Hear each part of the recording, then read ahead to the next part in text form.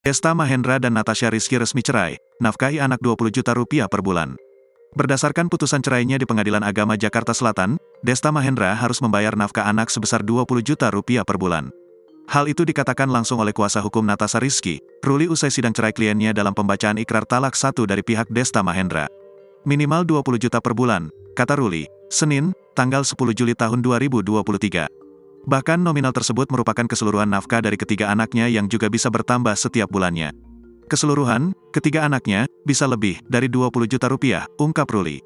Selain itu Desta juga harus membayar nafkah ida dan mutah dengan nominal 1 rupiah miliar kepada Natasha Rizky setelah keduanya resmi bercerai. Kurang lebih ya, sebesar 1 miliar rupiah, kata Hendra Siregar kuasa hukum Desta Mahendra.